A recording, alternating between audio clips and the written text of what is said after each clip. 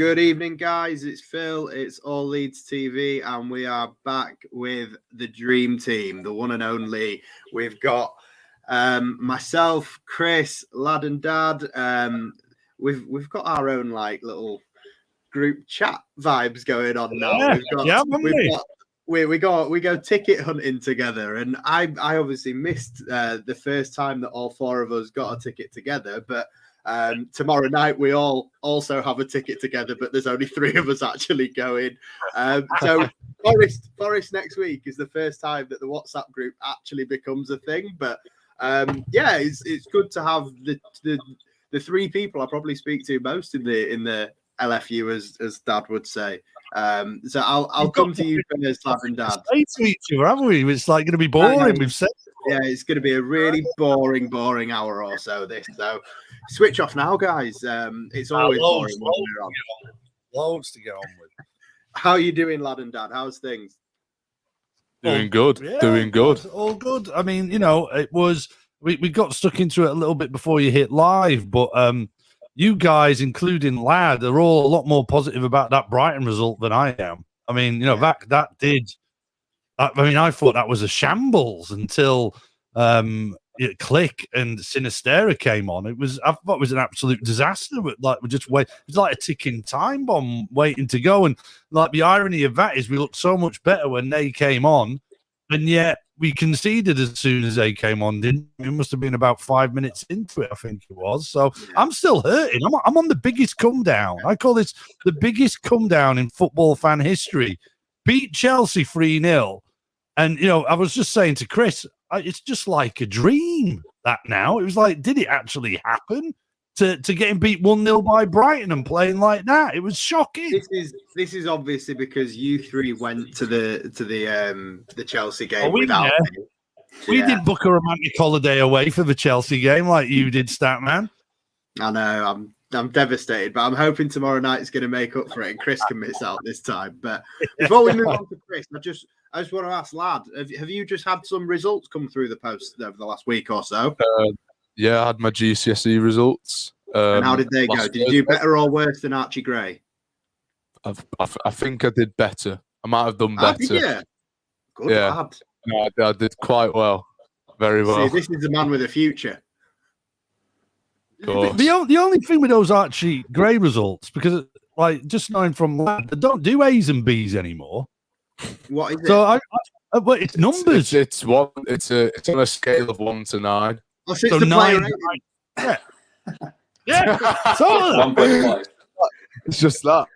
No 0.5s though. No 0.5. You can't cheat like you do. Mate, I had all the 9.5s in there. Come on.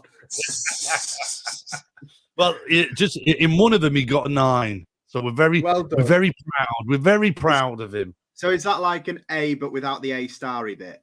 No, it's A star. No, it's only 1 to 9. That's the scale 1 to 9. It's not 1 to 10. It's 1 to 9. Where the fuck's 10? Right, we've already veered off down a very dirty track here. Let's just go elsewhere. Chris, welcome back, mate. How are you doing? Yeah, good to be back. Yeah, I'm still feeling quite good about things, to be honest. I mean, the Chelsea game only feels like a couple of days ago, and that was a great win. I think we should still enjoy that result. I mean, it wasn't too bad about against Brighton. We're not going to win every game, and I think a 1-0 defeat away to Brighton's not the end of the world. Yeah, I must admit, I'm in agreement with you, Chris. I a little bit of me thinks Brighton, very good team, bogey team for us, bogey ground for us, bogey coach for us, and you've got to take your hats off him. He's done a really good job with them, and for me, I could see them potentially sneaking into Europe this season. I mean, Conference League, not Champions League, but they are going to have a good season. They've had many a good season under him so far, and Oscar made a good point on the player ratings last night, actually, with me, and he just said, you got to think as well, like, we didn't get dicked 4-0. We lost 1-0. Obviously, I agree with Dad when, the first hour wasn't good. It was a bit shit to watch, but we stayed in the game, and, the last half an hour, we possibly could have nicked something. I don't think we would have deserved anything from the game, in all honesty, had we have taken anything, but they're a few years into their project under that manager. We are literally fresh under Jesse Marsh, and you've got to say, last time we were all together, obviously, lad, I know you were probably out doing whatever it is that teenagers do these days, taking drugs and bedding women. I don't know, but sorry, Dad. But the last time, the last time the three of us were together was before this season started, and obviously I don't think anyone would have sat here and thought we would have gone and beaten Chelsea. We'd have Rodrigo be top scorer in the league. I think, Dad, we're going to get into very soon some of the outrageous claims that you made. But, lad, I'll let you go first and then we'll go on to your dad. Like, did you honestly have any hope for the first 5 games getting as many points as we've got so far and what you expect us to get out of Everton as well? No, I think I was looking at like a maximum of 4 points from these games. You know, like so it was a loss at Chelsea, a loss against Chelsea. I was thinking, and then obviously the Brighton result. You know, I thought we were going to lose that because Brighton are a good side. But to the start we had, I couldn't. Well, I mean, obviously all wins, but I couldn't have asked for a better start than this. I mean, we're 5th in the league right now. This is brilliant. But and we've just had the biggest come down in football history, of course. Yeah, apparently so. But I like it. Each their own, I guess. Yeah, well, you'd have lived through the glory years. I need to defend myself on this because I think everything you've just said, and you know, this is why I always think we get on great because you know, you guys. I mean, you're the stat man. You know, Chris is Mr. Kill me again here. Like, literally, Chris is never. I mean, he could cheer up like you know. An Armageddon would be fun to Chris. Do you know what I mean? It's and then you get Lad who's just dead serious and talks of facts.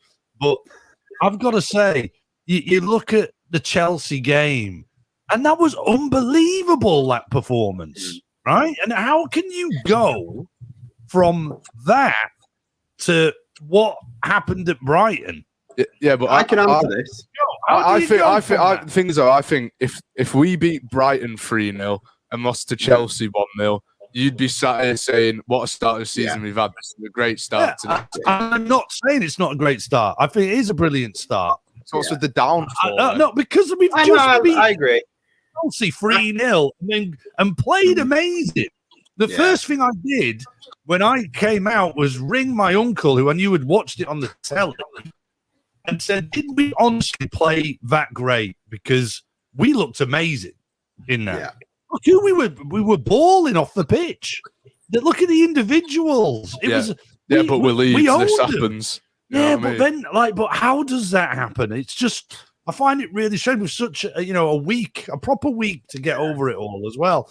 I just found it. I think the answer, in all honesty, the answer to the question is as simple as Thomas Tuchel came to Ellen Road and thought, I've got better players than you. I'm a better coach than you. I've got a better system than you. I don't need to change for you guys. Fuck you. And I'll come here, swing my dick around, and I'll leave with 3 points. Whereas Graham Potter doesn't do that with teams. You'll notice he changes his style to fit the opponent. And he gave us the respect that we deserved. And he made it really difficult for us to win. And as this comment says here, Graham Potter has done this now to Bielsa numerous times. Sorry, I know these comments are covering your faces. I'm going to have to get that fixed. Fine. I'm just like, look, I look like I'm reading them. But he's outwitted Bielsa a few times. He's outwitted Jesse Marsch now. And end of the day, he's a very astute coach. It's one of them where in a few years' time, if he's not the England manager, I probably will be a bit surprised. And, you know, he did a fantastic job in Sweden beforehand, taking a team from the 4th division into Europe. And turning Brighton into a team that somehow skanked their way to stay in the Premier League when he arrived under Houghton and just weren't doing anything. Did he go to Leeds Uni? Year on year. Yeah, he did. He went to Leeds Uni, didn't he? So he's got that Yorkshire vibe about him. Mate, that's why he's this good. We made him. Yeah, exactly. All that Yorkshire. Made it. You get all that Yorkshire air. Get that Yorkshire air for so long and things happen. Yeah. But yeah, Chris, I mean, in terms of the first 4 games, and again, taking into account the way that you expect tomorrow night to go, obviously don't reveal your predictions or anything yet, but do you think after our last show, even with your positivity and me somewhere in the middle, do you think that you would have, I mean, you probably thought we'd get 15 points actually, so I don't know why I'm bothering asking the question, but did you genuinely see it starting this well? I didn't see it going this way, so we're above where I'd want to be. I also think maybe the Chelsea result doesn't happen if we don't drop points against Southampton. If we go into the Chelsea game having won our first 2 matches, I think Chelsea maybe, like you say, take us a bit more seriously, and they might have a different game plan. The fact they thought we're a kind of pushover, lost a 2-0 lead, maybe that sort of played into our hands. And I'd rather beat Chelsea than Southampton. True. And I think the home form's got to be one that we use to our advantage. I mean, the stadium against Chelsea was incredible. I've never seen anything like it. If we do that tomorrow, 3 wins out of 3 home, that's a pretty good going, I'd say. Night game as well will be brilliant, won't it? It'll be a great atmosphere. Under the lights. And look, I'm putting this out there early doors, and I think we should all focus very much on this. The last time we played them was a fucking embarrassment. Real embarrassment.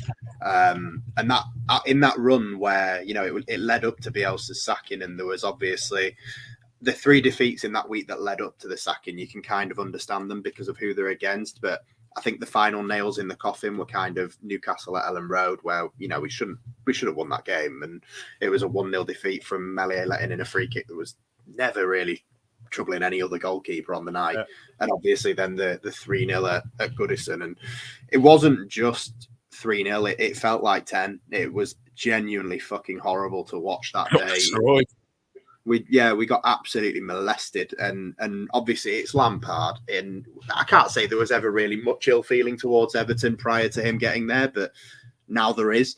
And they are genuinely, I know people are already taking the piss and saying like Brendan Rodgers or Steven Gerrard will be outside the job centre on Monday morning and all this, but really, if you look at the form since he's taken the job, Frank Lampard's done a fucking awful job at Everton. I don't know how he's still got the job at all. Him and Gerrard have done absolutely terrible. At least Villa looked exciting for a while, though, at least a little bit. There's never been an excitement about Everton. Nothing. Not since he got there. They've been terrible. No. I think that was our worst defeat of the season. I think last year at Everton, that I went into that thinking kind of straightforward win. Yeah, that was the start of the downfall for me. Newcastle, you can kind of forgive that. Just got a bit unlucky with that defeat. But how we lost 3-0 last year, I'll never know. Their away form's terrible, isn't it? That Ped from Toffee TV was going on about it, and I think even he and earlier with Oscar was kind of saying, "I'm just going to say 2-2," but you could see it in his eyes what he really thinks we're probably going to beat them at our bit tomorrow because of that form. However, the bit that really niggles me about Everton, it's not really, don't get me wrong, I love the Lampard beef we've got, but the Mopai thing really cheesed me off this week. That just, and we're probably getting in it too early, Phil, here, apologies, but we are screaming for a left back and striker. Today in the under. Don't worry, we're going to it. But then why are Everton getting that? Well, how are Everton managing to persuade him? Never mind Forrest getting that left back from God, we'll get into it probably early on the transfers. Sorry, would you apologies. have wanted Mopai at Leeds? I would have, at this moment in time, I would have, absolutely, I would have taken him. And I think we'd probably sell him in a year, 2 years, and get our money back on him. And he'd do a job for now because, we are in a position where again, we've been in this position for 3 years, but even more so now when we saw what happened last year, I think going in to anything beyond this transfer window in the summer, that I think it's a huge failure again, recruitment wise. I think it really is where if we miss out on those 2 positions, I think it's criminal. I really do. Anyway, we'll get onto that later, no doubt. Yeah, don't worry, we are definitely coming to it. I mean, lad, you and your dad don't normally tend to agree on things, so I'm definitely coming back to you on the Mopai thing. The guy's not scored more than 10 goals in a Premier League season yet, and he's been in the Premier League, 3.5 years now. For me, Everton have literally just replaced a shitbag in Richarlison with another shitbag in Mopai. It's the same person, just slightly different hair. He's a shitbag, yeah. But a worse player, I'd say. Yeah, like not a good finisher. I mean, Brighton have had that thing for years when when he's up front with everyone saying, "Oh, they create loads of chances, they don't finish anything." Like, you wouldn't have Neil Maupay at Leeds, surely, lad. You've got better taste. No. Who would you? We'll go straight on it now. Your dad's bought it in. He's ruined the queue, but go on. Who do you want up front, lad? You're young. You play FIFA. You know who's about. Who do you want up front? I don't know. No, definitely not. You can do. To be honest, thinking about it right now, I'm not sure, because when you look at the ones that are available, the ones that are going to be available and out there isn't that many. And you look at the ones that you do want, and there's going to be no chance that they're going to be leaving their club. I've heard people say Che Adams and that. Personally, I don't rate Che Adams that much. Yeah. But why on earth would Southampton get rid of Che Adams? They get rid of him, they have one striker who's average. You know what I mean? Yeah. But I think for striker, there's definitely someone out there. And I mean, I'm not too sure who it is, but there will be someone available. But it's just whether or not that we will get them. But I don't think we will, personally, by the end of the window. But what sort of doing? Like, seriously, what is he doing? If this has been something for years, and he can find as a midfield. And look, the two successors, without doubt, have been the two American lads have been absolutely fantastic, great buys. But I mean, it wasn't like there were. You think with Jesse, it's not like a super fine, but what this striker problem has been going on for so flipping long, man. I mean, it's ridiculous. To look. Well, I suppose, we had Nketiah on loan in the Championship. We had 𝐃𝐄𝐃, which was speaks for itself. Yeah, but do you know what? I'd sometimes forgive that, because I think, well, who could have seen all those circumstances coming together like they did? Yeah. But, it's very unpredictable. But I mean, it has obviously been something we've looked at for so long now. 3 years, 3 summer transfers, and we've not sorted it yet. It's ridiculous. I mean, I'm not entirely sure how true that is, but the idea of Danny Ings, I completely agree. We should be all over it, but I don't know how likely that one is. Again, Ollie Watkins is a name that's been mentioned. Again, I'm not sure how likely that is. Again, spoiler alert, I kind of do tend to agree with Lad in terms of, I'm not saying we don't need a striker and a left back, but I don't see one coming either. I don't think we sign anyone else unless it's literally something last minute that pops up out of nowhere. And knowing Leeds, the deal that gets done on deadline day will be a winger, if anything. It won't be a striker. It won't be a left winger. It'll be a winger sold as well, not in. It'll be a winger going out. Yeah, I mean, Chris, I'm going to come to you on it. Obviously, people should probably know what we're referring to, but what's your take on the Dan James to Tottenham stuff, and what's your take on the Hwang in to replace him thing? Like, are you for any of those things happening? I wouldn't sell James. I don't think he goes into the first 11, but I think on the bench you can't really get a much better for us, because we're not going to sign a 25-30 million player that's happy to sit on the bench. He doesn't necessarily fit into our main system, but if it's not going well, why don't you bring him on and stretch the play, and he can go either wing. He can go up front. It's not ideal, but he can do it. So yeah, I definitely wouldn't sell him. I'm not massively convinced on the Wolves striker, or I don't know if number 9 is his main position, but I think on the floor's his main position. Yeah. I don't know. I wouldn't be massively against the swap. I wouldn't want James to go out if we didn't get someone in. But if we were to do that swap, I'd probably be okay. I'd rather someone like Watkins came in, to be honest. But whether that's feasible or not, I just can't see why we haven't got someone. Yeah. Just who's kind of like under the radar. Just like none of us really knew Rafinha before he came. There must be strikers out there for 20-30 million. Yeah, I mean, I said it all summer. I think for me, I would have gone for a Che Adams, but I just think at this stage of the transfer window, now the season's starting and he's playing okay, like it's not going to happen. I think it's too late. Miles too late. Yeah, and the kind of fees that are being touted around for some of these players now, I think for me, Che Adams was a 10-15 million pound player, and if we signed him for that money, I'd have been all right with it. But 20 to 25, I think, and it is easier to look at this argument. We've got ourselves into that position now. Because it's obvious, everybody knows. You can see it. you're on about Potter looking at us, he would have figured out these guys don't have anything to come on up front. We look after Rodrigo, happy days.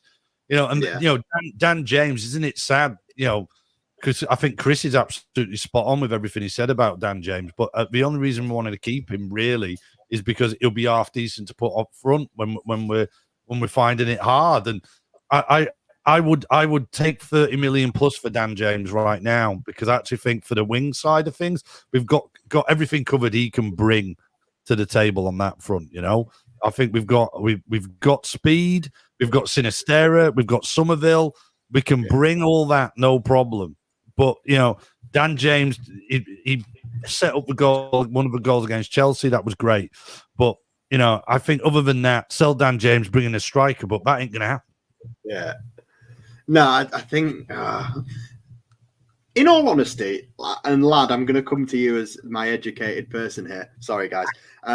If you're the Tottenham fan right now and you're looking at Dan James, does he get in your starting 11? Why do you go below 25, 30 mil on Dan James? I mean, it's not a chance.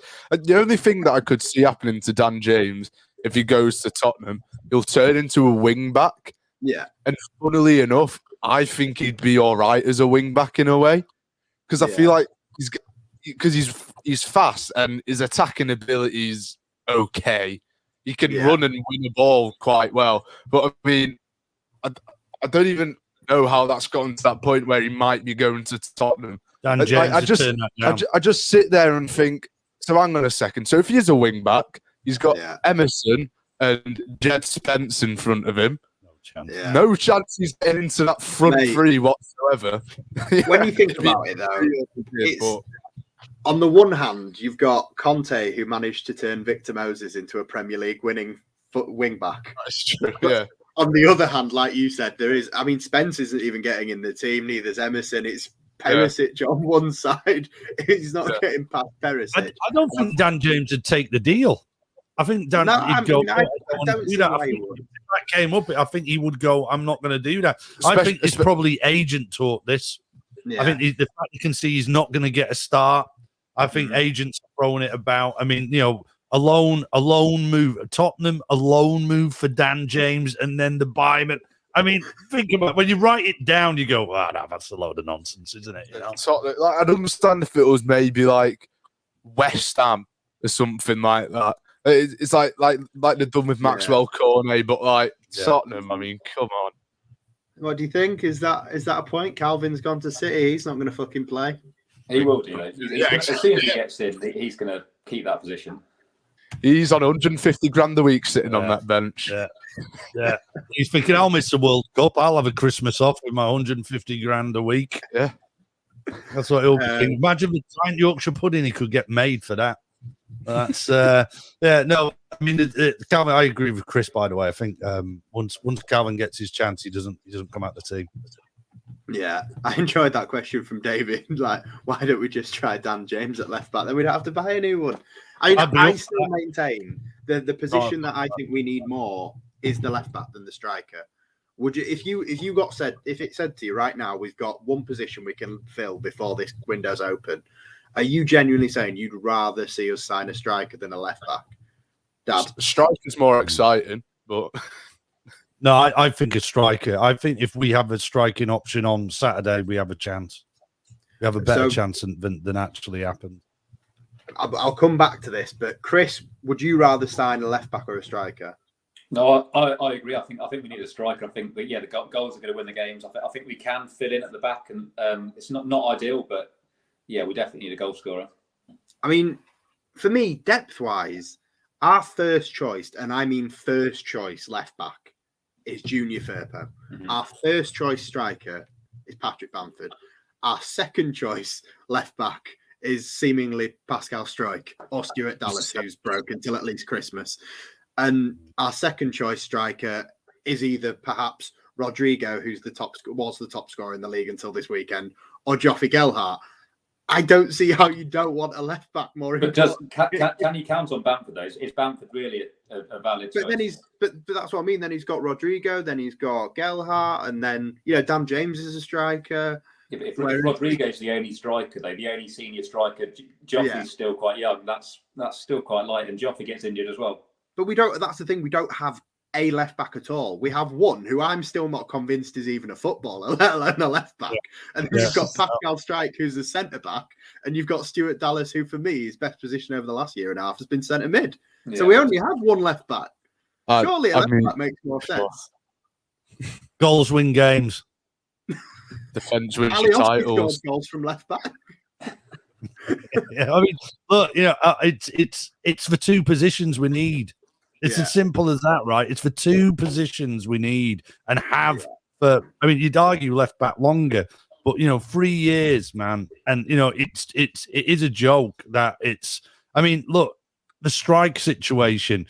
I think the lad's doing a decent job. I don't know what you boys think, but I actually think it was Harrison who kind of let the side down in our 2 away games, Southampton and Brighton, where on the left got caught out more so. Although I actually think, I'd agree. Yeah, do you know what I mean? If it's kind of, but that might be the formation we play in, the cock and balls formation, man. Like it doesn't really deal with wing backs very well. It's like, but they doesn't deal with anyway very well. Christiansen is caught out of position so much, especially when a wing back comes in. So there's part of me that kind of thinks, well, do you know what? If we had someone who could come on and bang a load of goals when Bammy's not up front, then we'll be a lot better off. Yeah, no, I can see the point. I mean, like everybody, I think I would like to see both come in, but I'm also very much aware that I don't think either's coming in, and if I had to take one, I'd just prefer the left back. But why are we accepting none are coming in? Because things that if we were going to sign someone, we would have done it last week. Well, we've got until Thursday night, right? I think if it's going to be anything, it'll be a last-minute surprise. But then if it is that last-minute surprise, it'll be like Rafinha. It'll be some winger that we've never heard of that's going to turn out to be a worldie, but we didn't need a winger in the first place. Lad, as the scouting expert here, who's your left-back of choice? I mean, a left-back of choice that fits into our system. Don't give me Charlie Taylor either. Oh no. Good. I don't understand why people would want him back. I never got that. I don't know, man. I feel like, and obviously I know he's moved away and he's better a little bit off the pitch, but that Maxwell Cornet from Burnley, he played left back for Leon. I don't understand why we didn't snap him up straight away. He's a brilliant player, versatile, can play anywhere along that left side as well. But I think left backs, I just think that it's very limited.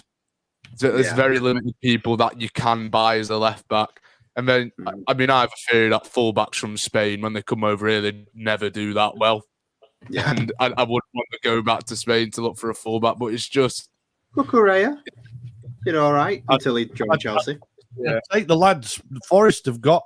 I'd take the risk on him, especially if it's a loan. Oh, yeah, Lodi. Yeah, I think, but Lodi, I mean, that kind of came out of nowhere. Yeah, but it's happened. He's been very good for Atletico Madrid for a bit now, and he's young. That baffles me as well. Forest. Yeah. I must admit, I think I've said it for a while. I'd like to have seen, we got Rodrigo from Valencia. I'd like to see us go and try and at least tempt Jose Luis Gaya out of Valencia. He's the one I would go for. That is pushing the kind of money that we were going to spend on De Ketelaere, to be honest. It's a good 20-30 million. But again, I'd be happy to do that. Someone here saying Brandon Williams. I just don't want any scum players.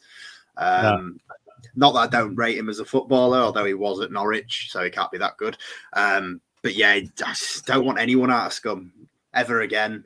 I mean, I'm happy Dan James is here. He's settled. He's one of us now. But, Scott Wotton's come from there. We can't trust them. Yeah, we've had too many. So yeah, let's. There was a question up here that I wanted to ask all of you. Let me find it. It was from D, who always seems to be like on the money with the comments. But Chris, I'm going to come to you on this one. What rating would you give our transfer window in the absence of any new sign? I'm coming to you because I know if I go to Dad, he'll give it an F, even though it has been a good transfer window. It has been good. Yeah, I think out of 10, I'd say an 8. I think we got in there really early. we did some good business. We've lost 2 first teamers. We've arguably got 5, maybe 6 players who can slot into the team. So in terms of the overall squad, we've nailed it. We've replaced Phillips with 2 players. We've replaced Raphinha with Sinisterra when he starts playing a bit more, and we've got a couple of others around them, like Aronson as a bonus. So I think it's 8 out of 10. We are just. I mean, it's crazy to be sat here talking about 2 obvious positions where the board, the team, the manager, they must know they're so light in this area. Yeah, we're so close. We always get here. We always get just a couple of players away. Back in the Championship years and years ago, when I think we had we had Gradle, Snodgrass, but I think we just needed a couple of centre backs and we would have been fine. We never seemed to get that final piece of the puzzle. Yeah, lad, I'll let you go first before your dad brings the tone down. I'd probably say about a 7. Yeah. 7 or between a 7 and an 8. I think because when you look at it, Tyler Adams. I mean, for the amount that we've got, I think he's been very good this season. Tyler Adams and Brendan Aronson, he's been fantastic. I think Rocker needs to settle in a little bit more. You can see what he's trying to do with Tyler Adams and Rocker, and on their day, that will work an absolute dream. Christensen looked brilliant in pre-season, but he's a bit shaky now. But Sinisterra, I think I still want to see more of him. I can't really make an opinion on him yet. Yes, he scored that goal against Barnsley, but it was against Barnsley. And missed a sitter against Brighton as well. So, but I don't know. I don't really have a judgment on him. I'd like to see him play tomorrow. But I think a 7 or an 8 is probably a good judgment because we've brought in some good players for like a very good price as well. You know, we're talking about only like 10 to 20 million that we've spent on players individually. But yeah, I think it's been a good one. It's been a good transfer window. So between a 7 and an 8, you say? So 7.5, yeah? 7.5, yeah, 7.5, yeah. Yeah. So, Dad, your son is seemingly the voice of reason there. I'm thinking he might have calmed you down before I come to you, but what are you going to give this transfer window out of 10? He did say something that made me like kind of bring a score up. I think Tyler Adams, for me, has been the best signing. You absolutely sod all about him. And you know, I get the connections with Jesse Marsh and everything, but I think what a great signing to bring in, and the job he's doing is just absolutely fantastic. You know, I do think he was at fault. Funny enough, we were talking about that goal. I think it was the equaliser for Southampton, and Harrison got a lot of jip. If you actually go back a couple of moments before, it was Tyler's fault. He really got out of position and messed up. But you know, again, that's like the only second game in the Premier League. I think, you know, his American counterpart who's played on the right and, you know, is essentially kept Sinisterra out, I would guess, and Dan James more importantly. But then when he comes inside, he looks great in Aronson. But then, you know, that would have got me to a 6 out of 10. But then I bring it back down because I'm sorry, the left back and striker thing is something that we've needed for 3 years. 3 years. Sorry to repeat it. It's a disaster. And that's before we needed those 2 positions before you can even get to selling Raphinha and Calvin Phillips. And I'm sorry, Chris, mate, I know you missed a positive with this, but we have not replaced Raphinha with Sinisterra, mate. That is a ridiculous thing to claim. The guy crashed into the post and missed an open goal on Saturday. I think that's harsh. Come on, man! Like we have not. That guy has not. We haven't replaced Phillips. We haven't replaced Sinisterra. It's almost impossible to replace Phillips because of what he was. Sorry, Raphinha. You know, it's almost impossible to replace Raphinha, but we know what he brought, and we'd like to think that can be plugged in. And I think Aronson's probably done that bit more than anyone, hasn't he? Yeah. You know, if that type of aggressive play that Raf had offensively has probably come from Aronson. So I give it a 5. But it's not over yet. It's not over yet. That was surprisingly still more positive than I thought it was going to be. I mean, look, I'm going to disagree with you here. I think we have replaced Calvin Phillips, and I think we've actually got. And I've said it from the minute that the bid came around with Calvin. I don't think Calvin Phillips, if he would have stayed at Leeds United this season, I don't think we get 40 million quid for him next summer because this system does not suit him. You saw for the 12 games at the end of last season, it didn't make him look a good player. So yeah, I think we would have killed him. Just explain, Phil. So are you going to say the thing here where you think that the combo of Rocker and Tyler makes up for what Calvin brought to the team? So it's those two players make up for what? Yeah, depending on which system. If you ask me, do the two of them together make a bigger difference than Calvin did on his own in Bielsa's system? Then I'd probably still have Bielsa's Calvin. But we're not playing that system anymore. We're playing a system that didn't suit the player.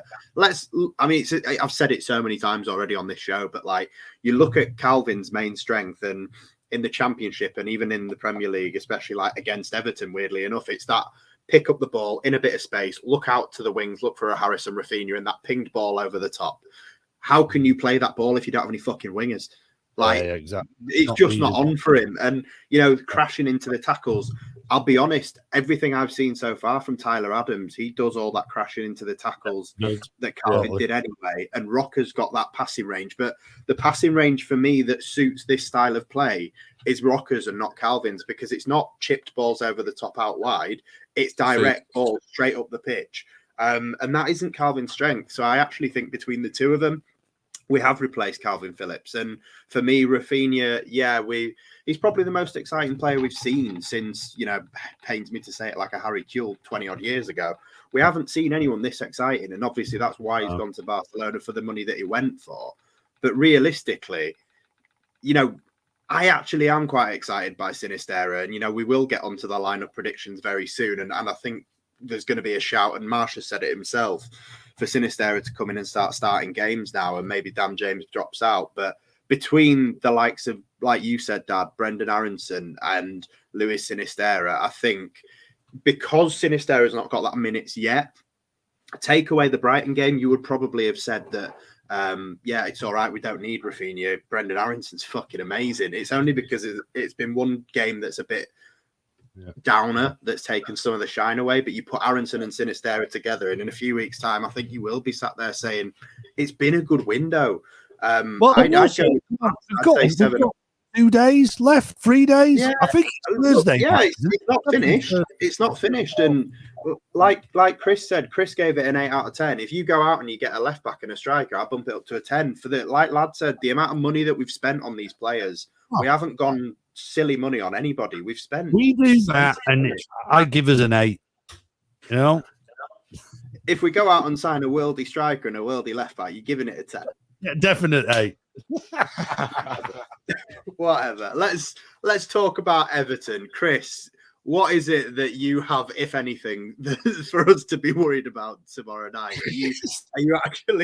Are you scared of Everton in any way, or do you think? Obviously, they've got injuries to Calvert-Lewin, which obviously derailed a huge part of their season last season. Other players missing as well that are important to the system. Like, we don't really know what to expect from them in terms of anything positive. Like, are you scared?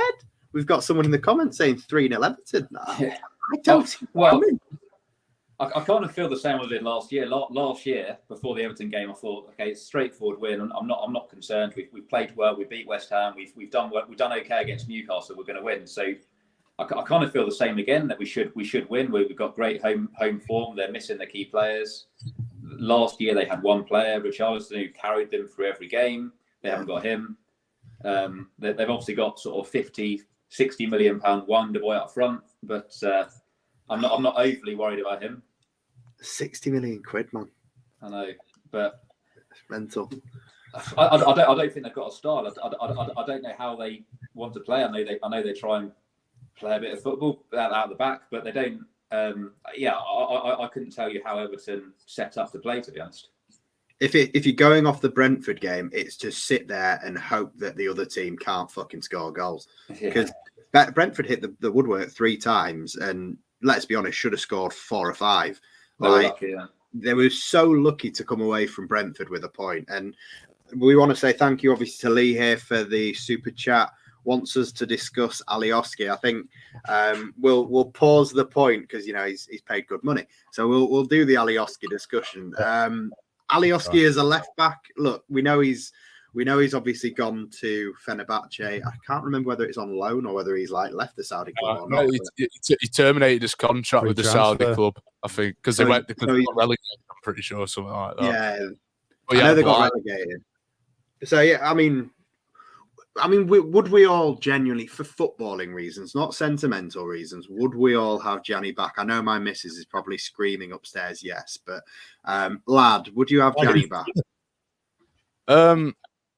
If it was a very, very, very, very last resort, we've got no one, we're gonna be fucked. Then yeah, but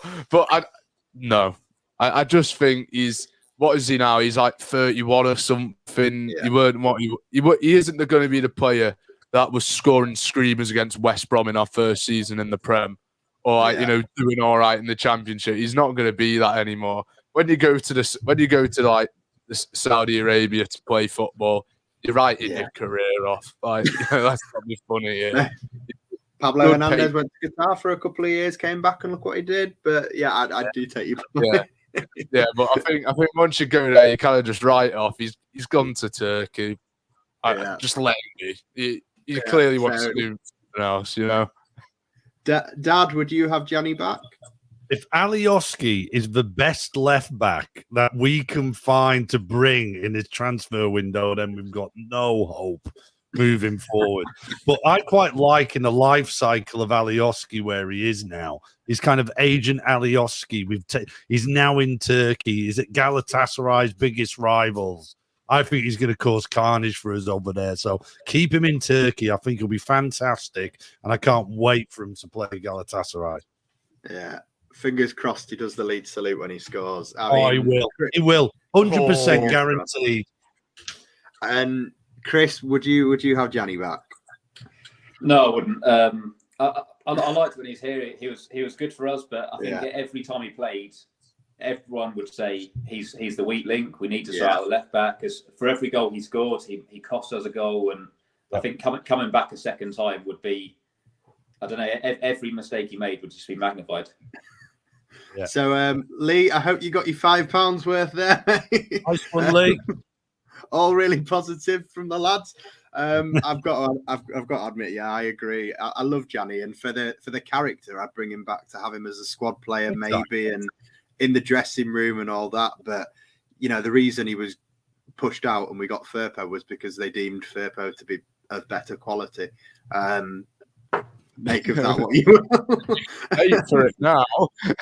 Exactly. So I don't think we should go back. It is what it is. But in terms of, I agree with this comment from Michael Pollard as we're looking to get back onto the Everton thing. Obviously, I'll come to you, lad and dad. In terms of Everton, do you actually see any sort of threat from them? Because I genuinely think they look piss poor. I mean, I don't want us to go into any game sort of underestimating it, and it is Lampard's fucking cup final, isn't it? Like he does love a bit of Leeds, but they are genuinely so shit to watch. Surely you can't be that worried about them, right?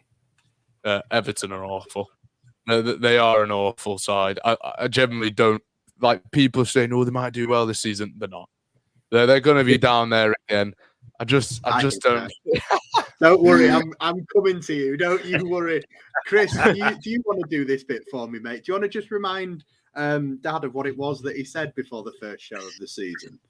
Well, he had many wacky comments, but I think the one I think you're referring to is when he called them a top 10 team. I think he said. I did. Yeah. No, wasn't it between 6 and 10? I put them. I think. Oh no! Yeah. Oh no! I am between 6 and 10. Hey, there's still time for Frank. They're a shambles. There's still time for Frank to get it together. They're an utter shambles. There's time for them to sack him and get a new manager that might do that. Yeah. Honestly, they'll have Sean Dyche will be Everton manager. Sean in January. Dyche. He'll be Everton manager in January. I put that down. Yeah, I think Sean Dyche is a good shout for them. I really do. I do. They'll be 19th in the league. They'll be 19th for 20th, I think. And then Sean Dyche will come in and move them up to 18th at the end of the season. They will go down. Yeah, then they'll get top 10 when Dyche is in. Yeah, in the Championship. But Everton aren't that good. They are. Without Calvert-Lewin especially, they have Solomon Rondon up front.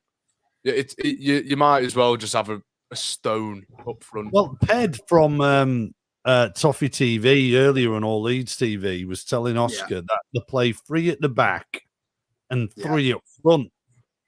Yeah. So that's surely the 4. That's a 3-4-3. Yeah.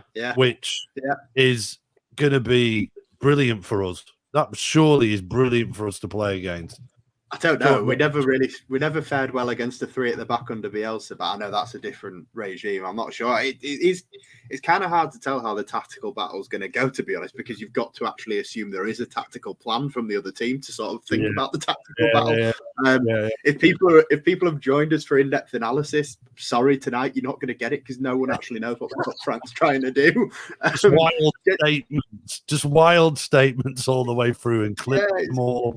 Guys, I'll be honest though, like when Calvert-Lewin's in the team, I can kind of see what they're trying to do. I still think it's shit, but I can understand what they're trying to do. But when he's not there, it does seem as though the style just goes out the window, and it is down to moments of individual brilliance. And as Chris referred to, their individual brilliance is a £60 million man that's on his way to Chelsea, apparently. That is criminal. That is criminal. I saw something, and it was like UEFA shouldn't have financial fair play rules. They should have like bans on clubs for transfers making silly bids for players. £60 million for Anthony Gordon is stupid. Watch him score tomorrow. Did you see the one that said they were going to swap Conor Gallagher and Armando Broja and give them 25 million quid as well? If you're Everton, oh my God, mate! I'm telling you, Frank Lampard is still shagging someone at Chelsea to get that shit going. Honestly, how? That is unreal. Yeah, that's nuts, isn't it? No fair, Gallagher's been awful, but only at Chelsea though. He's great everywhere else. yeah. Well, that's good. That is crap at Chelsea.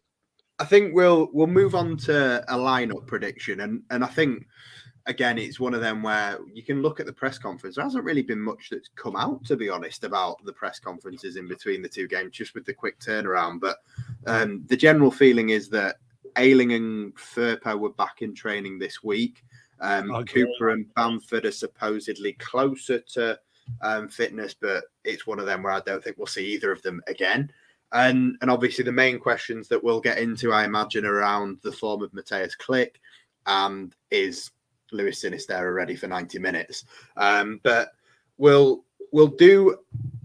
I don't think the expected and the wanted lineup are anywhere near as different as they used to be. So I do think we can kind of do this in one. We don't need to separate it out. Goalkeeper, we're all going Meslier, yeah? Oh, yeah. Player of the season so far, right? Okay. So the back 4 so far this season has been Rasmus Christiansen, Robin Koch, Diego Llorente, and Pascal Stroy. I'm not going to go position by position. I'm just going to ask all 4 of you. And then if anyone does say anything controversial, we'll go in on that. But does anyone make a change to the back 4? No. No. Nobody. No, I think I'd like to see Strauch move back into the middle, but that doesn't seem like that's happening, and we haven't really got anyone to replace him. And I think didn't when Helder came on, didn't he go to the middle and Strauch was left back? So,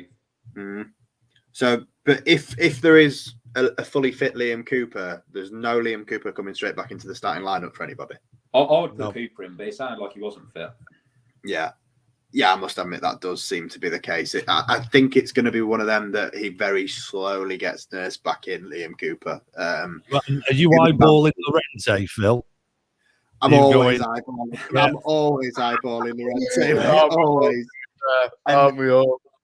And that back 4 comment has just completely gone under the radar without anyone bringing this up as well, which I think we were all talking about before we went live. At this point, look, he's new to the league. He's maybe not quite adapted as well as we thought. I think obviously Lad said earlier in pre-season he looks absolutely brilliant, but it just hasn't happened for him yet in the Premier League. And at the moment, I mean, before we move on to the midfield, I'll just ask all of you, Lad and Dad, I'll come to you first. When it comes to Luke Ayling right now, if he's fully fit and Christensen's form is still as it is, do you think Luke Ayling gets straight back in this team? Yeah. Yeah. I think so. If Christensen keeps up the way he's going, he's just costing so many chances to be created. So I think Ayling does kind of have to go back in. Yeah. And obviously there is the age as well. Like Ayling, someone's just put Ayling was our worst player last year. I prefer Drama. I mean, Drama's not looked great so far in the Leeds shirt either, to be fair. But No, he hasn't. No.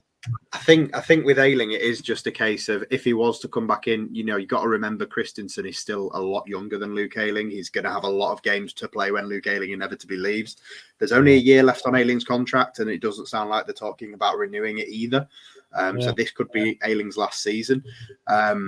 Ayling isn't perfect, but so far it hasn't worked for Christensen. So for me, if he is fully fit, I would be tempted to let Ayling come back in and make Christensen fight for that place. But Chris, what about you, mate? Would you do what this comment says and give him time, or would you give him a rest and let Ayling have a go until he's sort of ready to take that chance?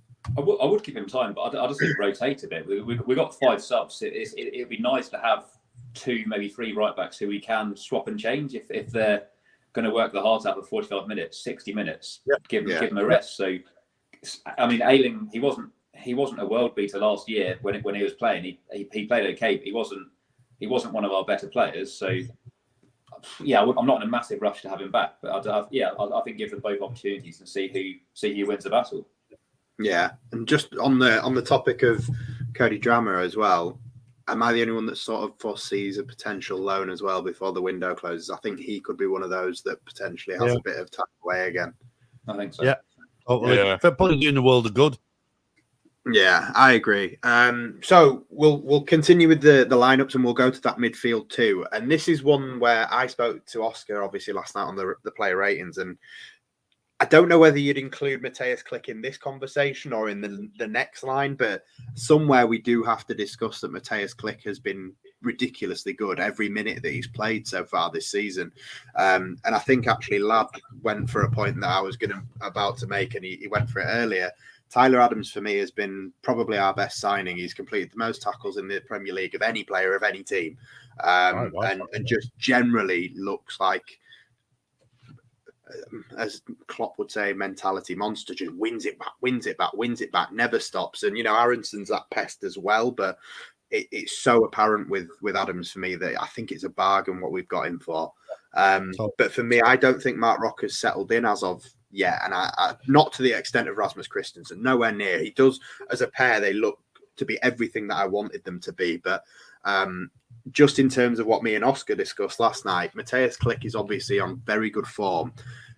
Mark Rocker's not completed more than an hour yet. He's always that first sub to be hooked because he maybe isn't ready for 90 minutes, and 𝐾𝐿's the one coming on for him most of the time.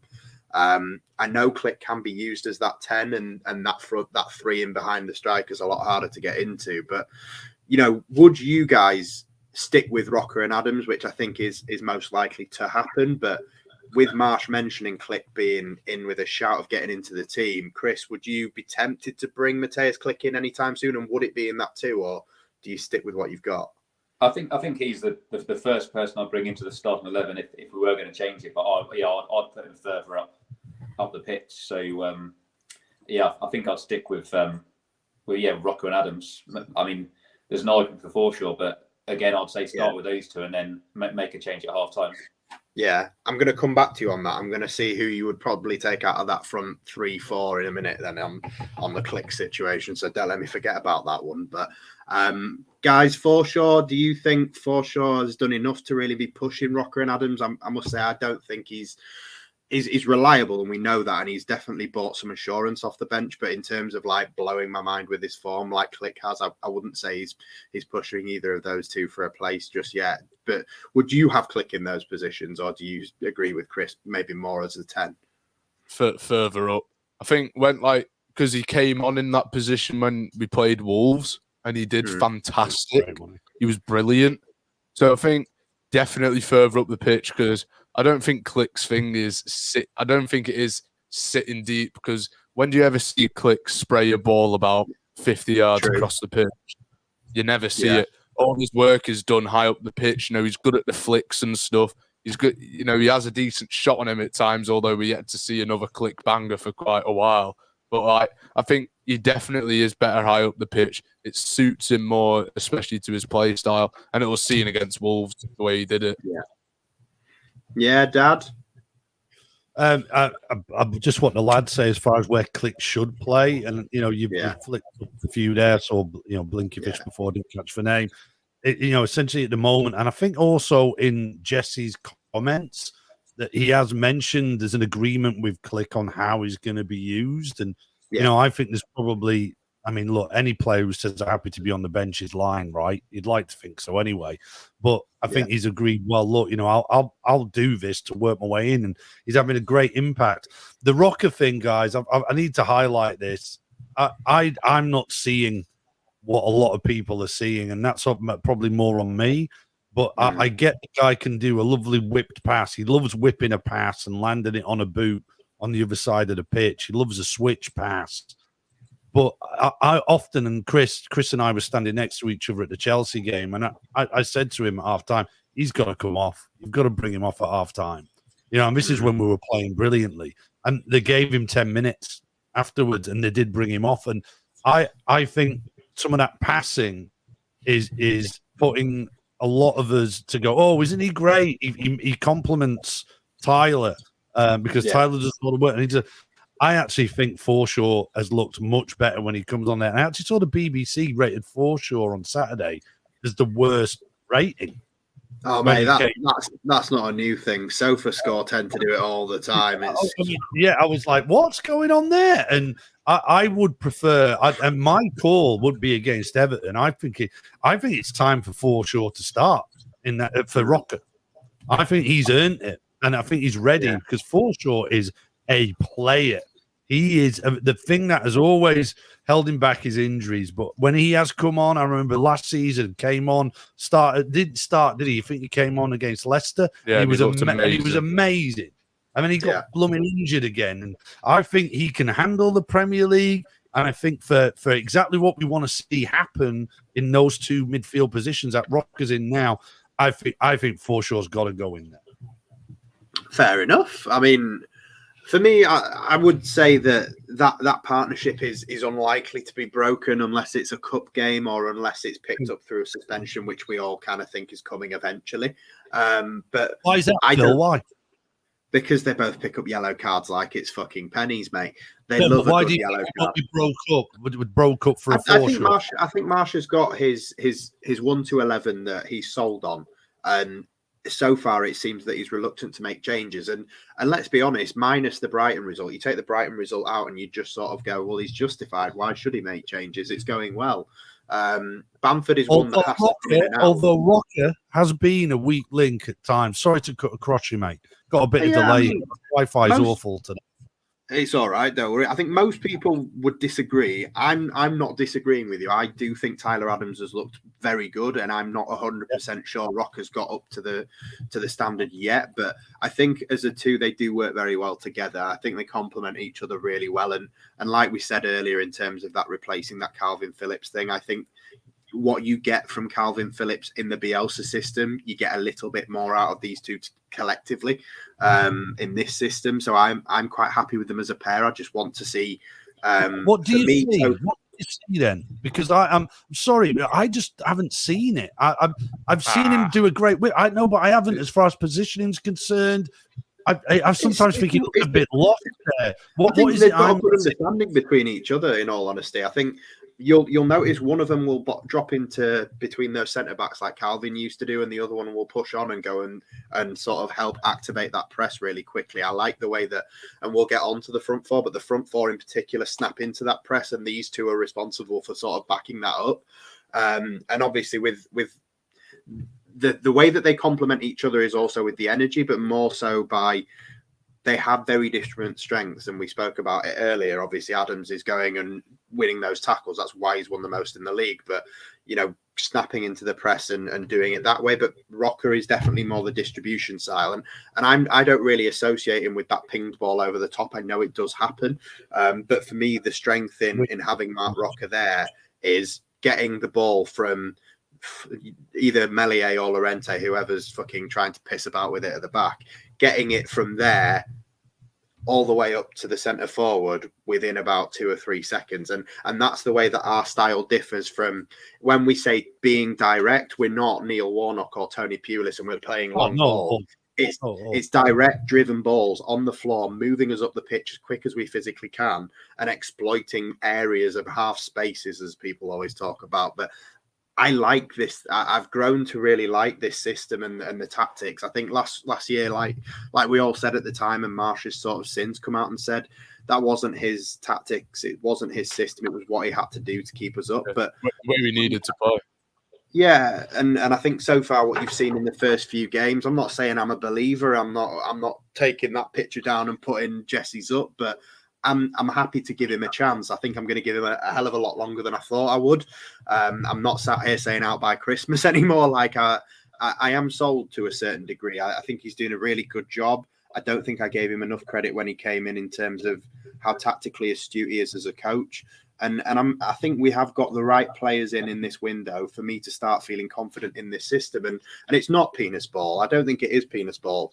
I think it's a 4-2-3-1, which is actually further up the pitch more than defensively. I still think defensively we can look suspect at times, especially with the high line. But when you move from that midfield too, and you can call it 4-2-3-1, I'm going to call it the front four because they do kind of sort of tend to act as a four and they inter rotate and stuff as a four.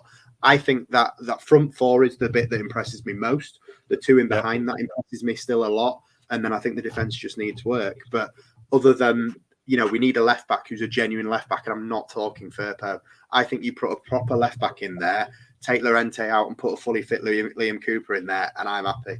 I'll be honest with you. I really like what I'm seeing so far. And I think we'll get on to the predictions, but I think it's going to be a good few weeks up until the Man United game. I think a good few results there, and we can go into that game with a bit of confidence. So, yeah, sorry for the soliloquy, but you asked. No, because I have seen Rocker drop in. I've watched him. He does drop in to make the back free, which obviously helps Tyler do the press. So, look, Forshaw can do the same thing. I wouldn't say Forshaw's ready to be taking his place in the starting lineup anytime soon. I just don't think that Jesse Marsh is going to tinker too much. I think he's happy with what he's got. So, in terms of that we'll just do the four as a whole, but it's obviously 4-2-3-1. Chris, who are you having in the 4-2-3-1? Obviously, I'm remembering that you were talking about 𝐾𝐿 maybe coming in at 10. So, who are you dropping? Are you not putting Sinisterra in? Because I want to ask you about Sinisterra for Dan James as well. That's the main thing that people are waiting to ask and answer. So,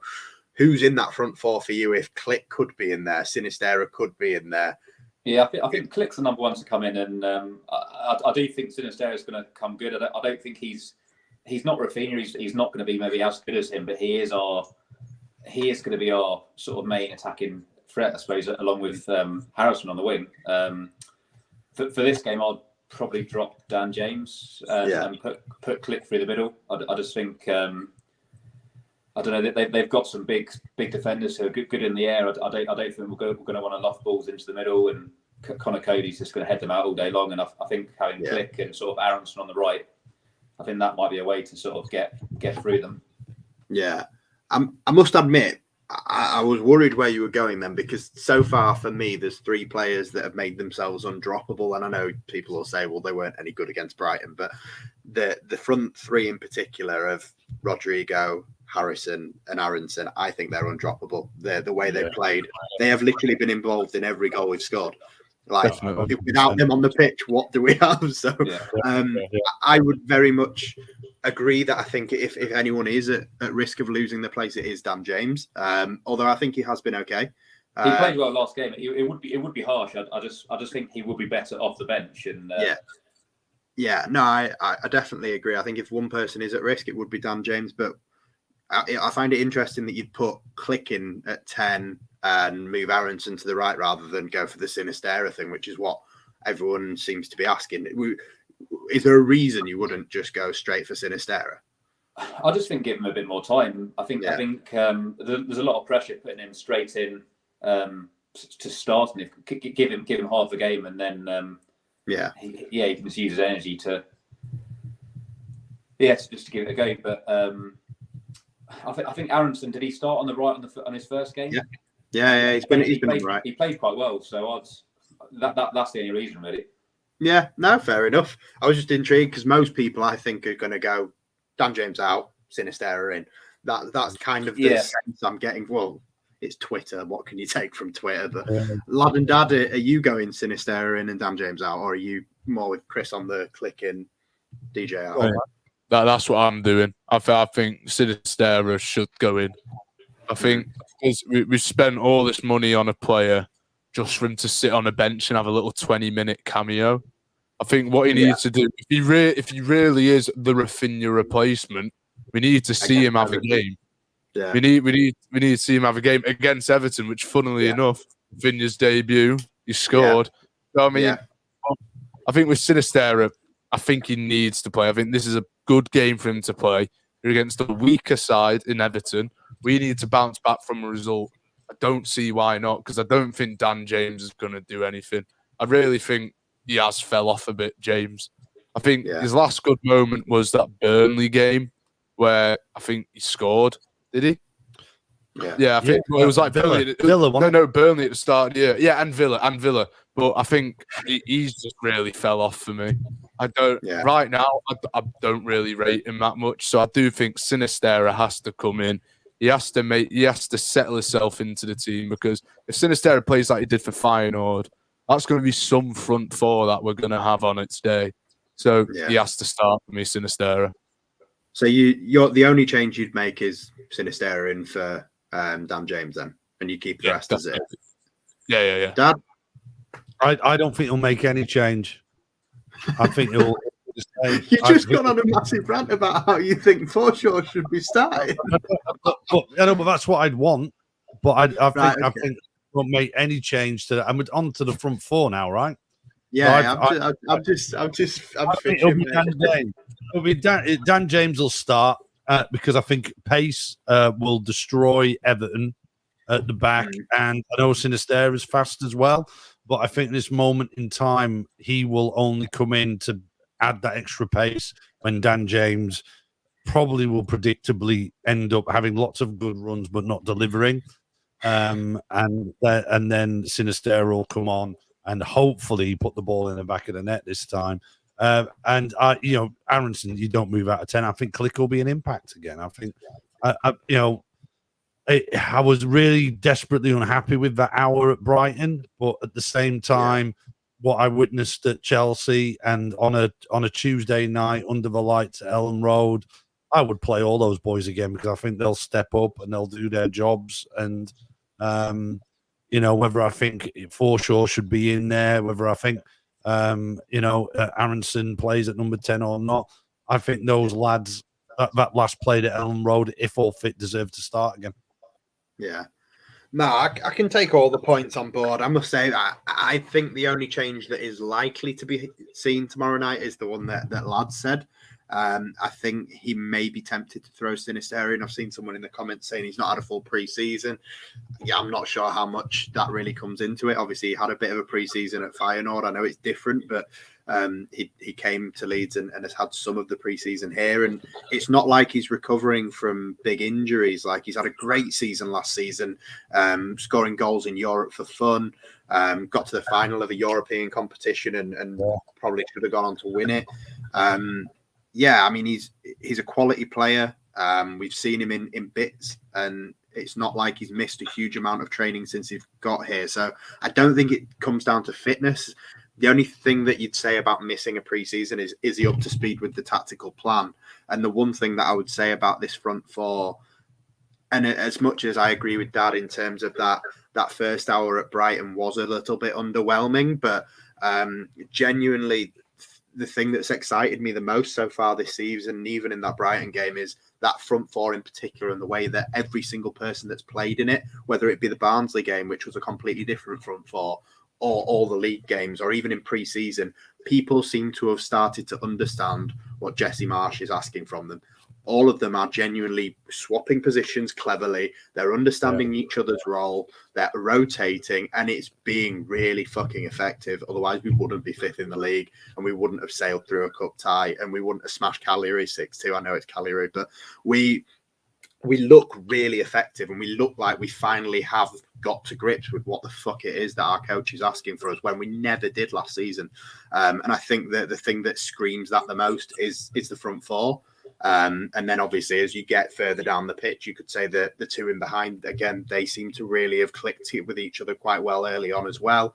And I think the only place that we look a little bit weak, we look a bit susceptible as down to that style, but is in the fullback areas. And then obviously it just comes down to, can you centre back partnership have a good day with one of those defensive midfielders slotting in as well? And obviously when most of us aren't sold on one of the centre backs anyway, so maybe that's where it comes in. But the front four for me is great. Do you think, with the transfer window only being on like Thursday and all these rumours around Dan James, just to prevent any kind of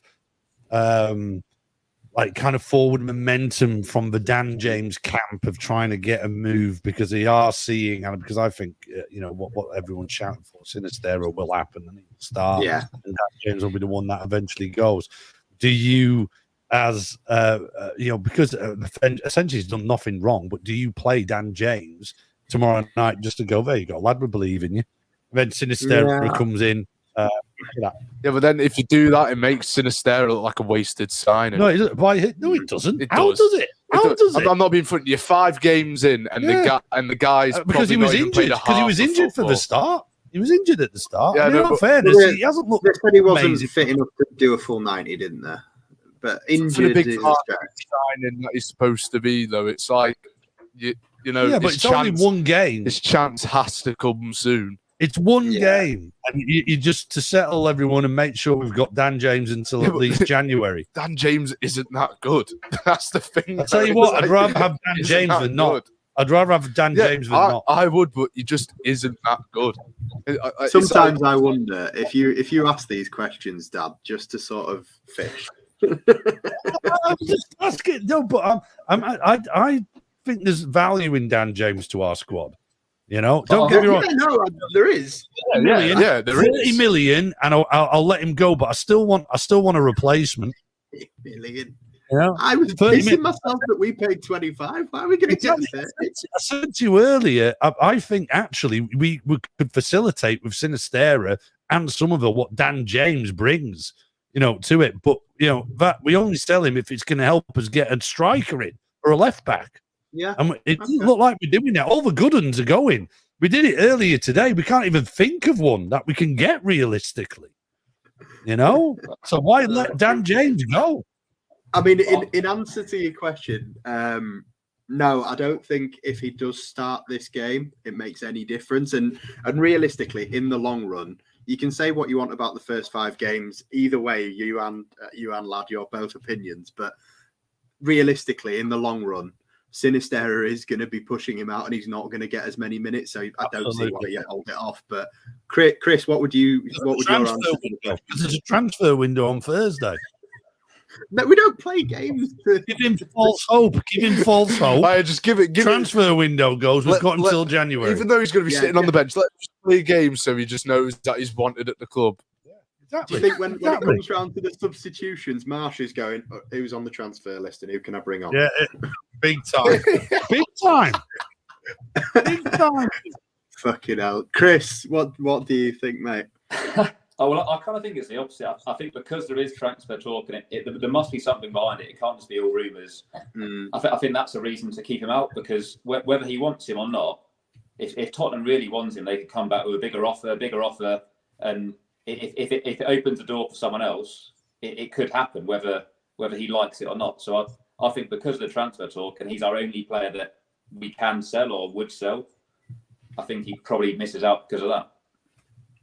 I like this I've noticed a few good ones from this guy in the chat. He's an Everton fan. He's said some quite nice things about us. I'm scrolling back to see if any other ones are worth really flashing up, just to give him some more credit here. But He just says, obviously, let's be honest, that the last thing anyone wants when you're in shit form is coming to Ellen Road at midweek under the lights, and he thinks there's going to be a red card. So yeah, you can stay. Welcome. Liam was saying he loves the fact that we're back, and I was reading it earlier. But like again, that's what that Ped guy from Toffee TV was saying. He went 2-2 because obviously he couldn't say on All Leeds TV thought they were going to lose. But when he said 2-2, you could see it in his face. He was going, "Oh, it's not going to be 4-0." Yeah, no, I think he talks quite a bit of sense, Liam. So you're welcome to join us anytime, mate. Spread the word. I don't know whether you Proper should. Scousers do. Proper Scousers generally do speak. That's right. Everton fans, as moany as they are, they've got every right to be moany, but they generally do. They generally do. Proper Scousers do. It's all these Liverpool fans from London who normally talk the nonsense. I mean, that'd be brilliant. That is what I want to see tomorrow night. If Jesse Marsh is going to get in anybody's face, fucking let it be Frank, please. Yeah, I mean, can you imagine the roar when that happens? It will be an amazing. And surely Jesse's got the eyeball because he is winding everyone up on that touchline. Yeah, it's great. We were kind of doing watching a very legal stream whilst also listening to, I think, one of the radio stations, because we had this mad trip to Preston we had to take for a ridiculous, not good on a Saturday afternoon. But like they were saying, that the commentator on the radio was saying Jesse March should be sent off now. He should have been sent off. Like he apparently was playing, his last card all the time.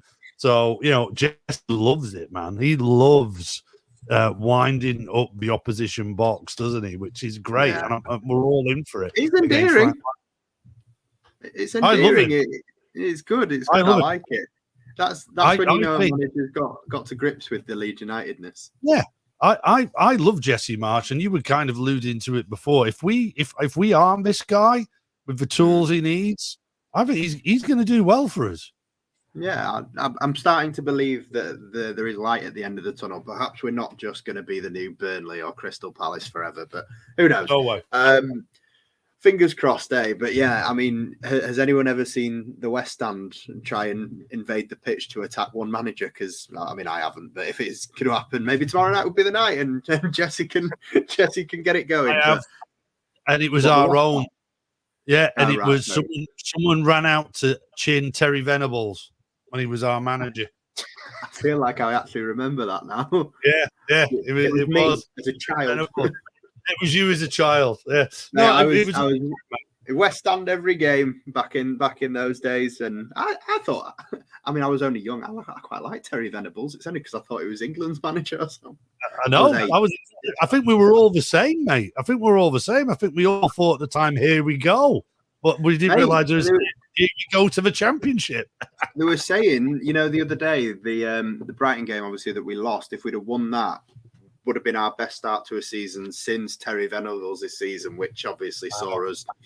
I think they said we're in the top 4, or maybe it was the position actually, because the run was the Champions League season. It wasn't the Venables season, but it was the highest position we've been since Venables that we are now. So, but take it.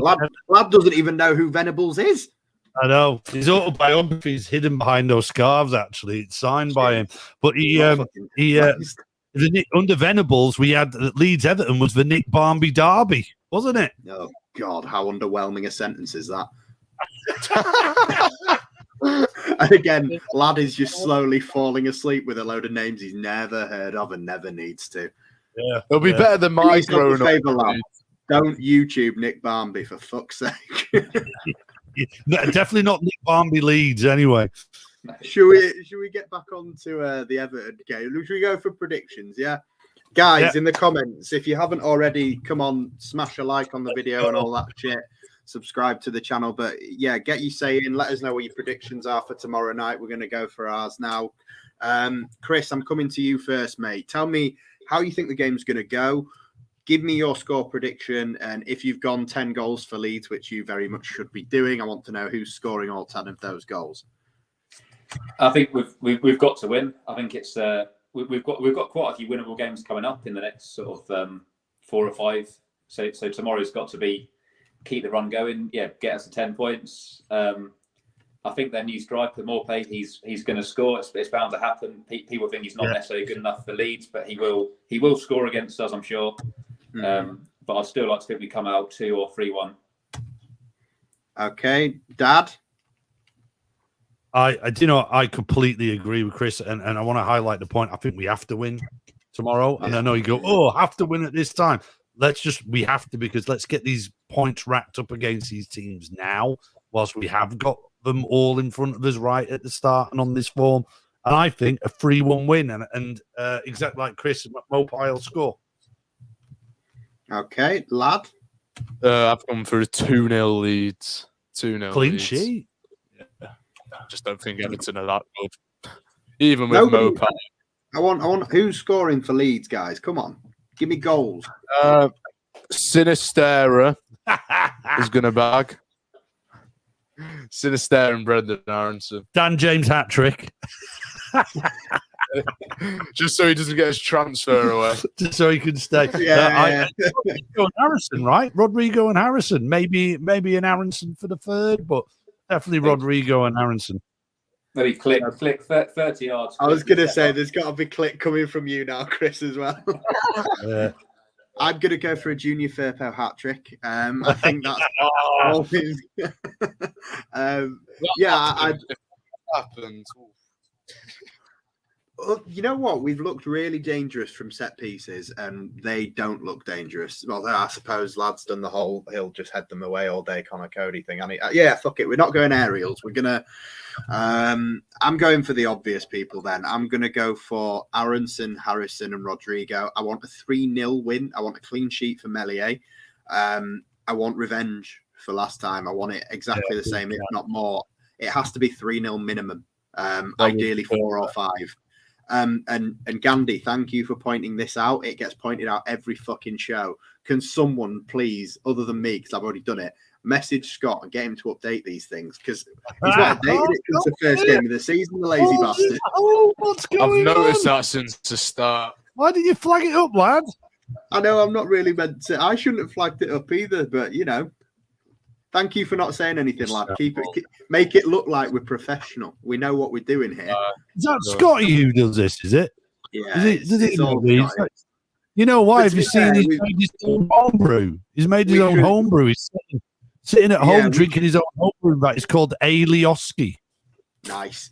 We should probably say thank you to him, because obviously I know it is wrong, but he does put the effort in. So cheers, Scotty. But come on, get with the program.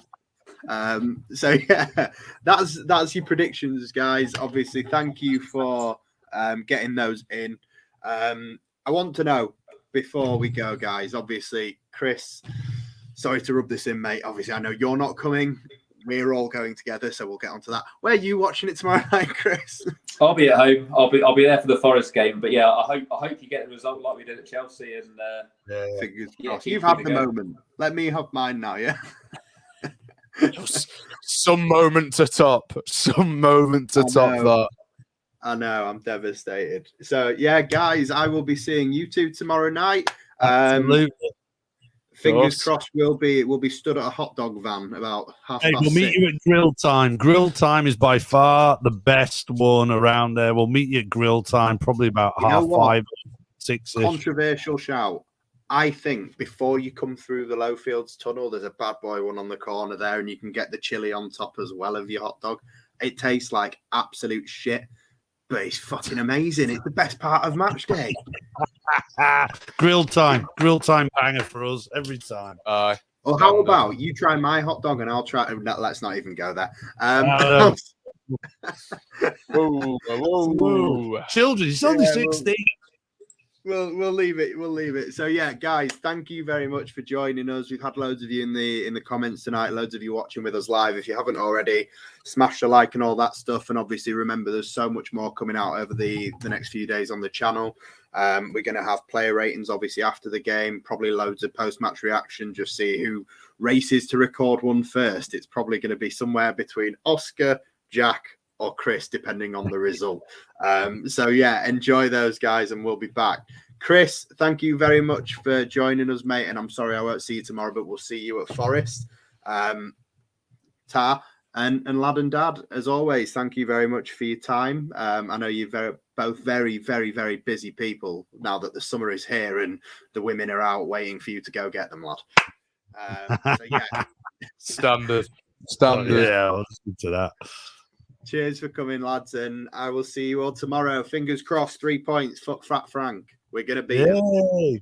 Come on, Leeds.